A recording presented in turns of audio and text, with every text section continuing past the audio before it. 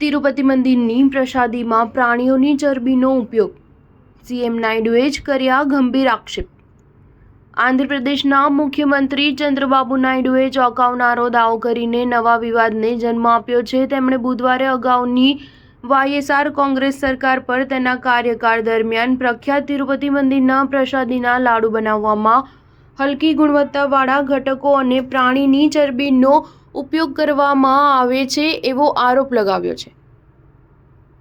NDA જનપ્રતિનિધિઓની બેઠકમાં YSRCP પર આરોપ લગાવતા નાયડુએ કહ્યું, તિરુમાલામાં વેંકટેશ્વર સ્વામી મંદિર અમારું સૌથી પવિત્ર મંદિર છે। મને જાણીને આશ્ચર્ય થયું કે જગન સરકારના સમયમાં તિરુપતિ પ્રસાદમાં ઘીની જગ્યાએ પ્રાણીઓની ચરબીનો ઉપયોગ કરવામાં આવતો હતો। જગન અને વાયએસઆરસીપી સરકાર પર શરમ આવે છે કે તેમણે તેનું સન્માન ન કર્યું।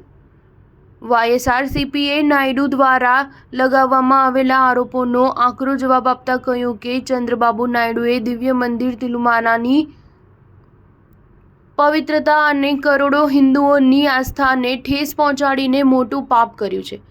તિરુમાલા પ્રસાદમ વિશે નાયડુની ટિપ્પણી ખરેખર ખરાબ છે। કોઈ માણસ આવા શબ્દો નથી બોલતું કે આવા આરોપ નથી લગાવતું। આનાથી એક વાત તો સાબિત થાય છે કે તે રાજકીય લાભ માટે કોઈ પણ લિમિટ ક્રોસ કરી શકે છે। વાયએસઆરસીપીના શાસન દરમિયાન પ્રતિષ્ઠિત લાડુ પ્રસાદમને તપાસ અને વિવાદનો સામનો કરવો પડતો હતો અને ટીડીપીએ તેની ગુણવત્તામાં કથિત ગંભીર સમાધાનની ઘણીવાર ટીકા કરી હતી। ટીડીપીએ તાજેતરમાં ડેરી નિષ્ણાતો સાથે પરામર્શ કરીને આંતરિક મૂલ્યાંકન કર્યું અને જાણવા મળ્યું કે ઘીની ગુણવત્તા શ્રીવારી લાડુના સ્વાદને નક્કી કરવામાં મહત્વની ભૂમિકા ભજવે છે। સ્ટાર ન્યૂઝ 7 હંમેશા સચ્ચાઈની સાથે।